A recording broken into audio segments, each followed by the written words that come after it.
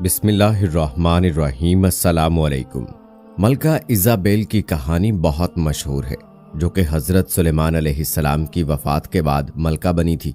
ان کی کہانی بہت مشہور اور سبق آموز ہے۔ حضرت سلیمان علیہ السلام کے دور میں بنی اسرائیل کی سلطنت عروج پر تھی۔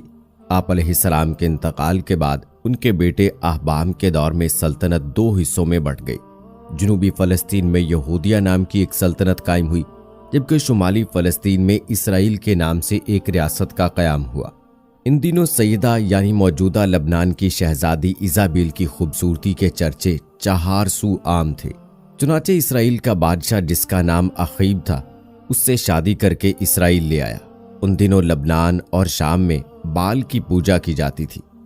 بال فنیکی اقوام کا ایک قدیم دیوتا تھا۔ اخیب اول درجے کا زن مرید ثابت ہوا اور اپنی ملکہ ایزابیل کے کہنے میں آ کر بال کی پوجا شروع کر دی۔ اخیب نے اسرائیل کے صدر مقام سامریہ میں بال کا بہت بڑا اور عالی شان مندر تعمیر کیا۔ اس کو دیکھ کر اس کی رعایا بال دیوتا کی پوجا کرنے لگی۔ اس طرح سامریہ شہر کا نام بالبک یعنی بال کا شہر پڑ گیا۔ پورے ملک میں بال کی عبادت گاہیں تعمیر ہو گئیں اور اس کے نام پر قربانیاں دی جانے لگیں، اور یوں یہودی حضرت موسیٰ علیہ السلام کے بتائے ہوئے دین سے منحرف ہو گئے۔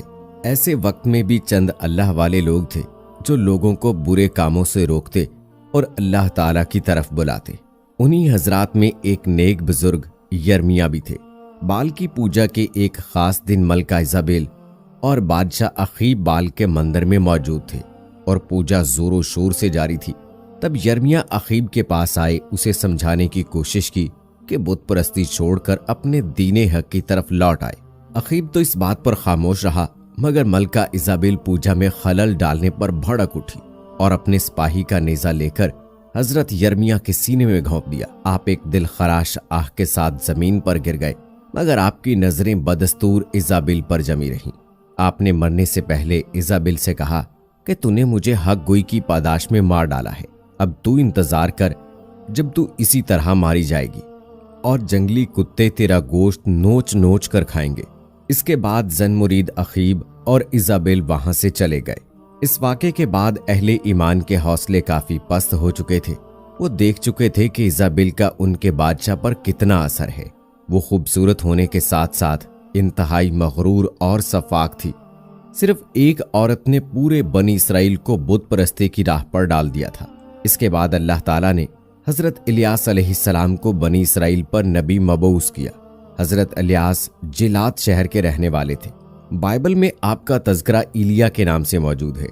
آپ سامریہ میں اخیب کے دربار میں تشریف لے گئے اور اسے سمجھانے کی کوشش کی، لیکن اخیب اور اس کی بیوی نے آپ کی ایک نہ سنی اور کہا کہ اب عظیم بال ہی ہمارا دیوتا ہے۔ یہ سن کر آپ وہاں سے سرزمین عرب کی طرف تشریف لے گئے اور وہاں تبلیغ کرنے لگے۔ لیکن آپ کے جانے کے بعد سامریہ میں بارش تو دور، اوس تک پڑنی بند ہو گئی۔ بال کے نام پر خوب چڑھاوے اور قربانیاں دی گئیں، مگر نتیجہ بے سود۔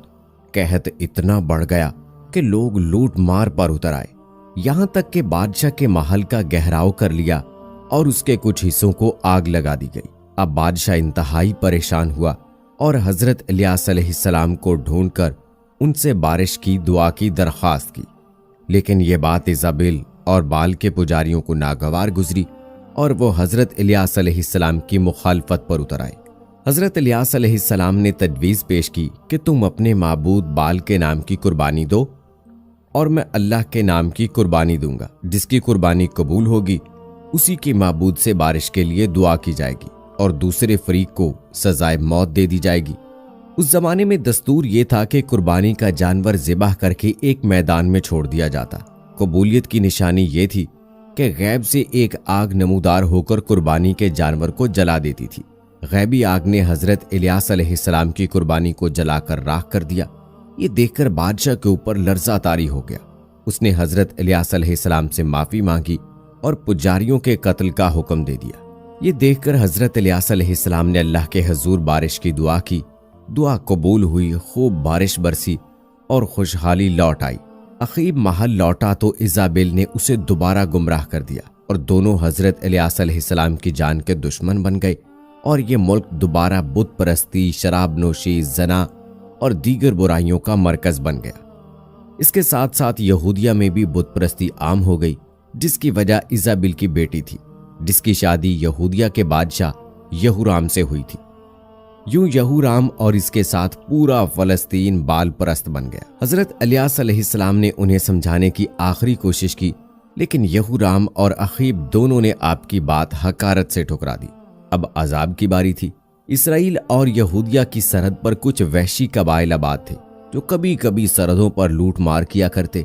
وہ اتنے طاقتور ہو گئے تھے کہ انہوں نے یہودیہ پر چڑھائی کر دی۔ سارے شہر میں لوٹ مار کر کے آگ لگا دی گئی۔ ایزابل کی بیٹی کو اٹھا کر اپنے ساتھ لے گئے۔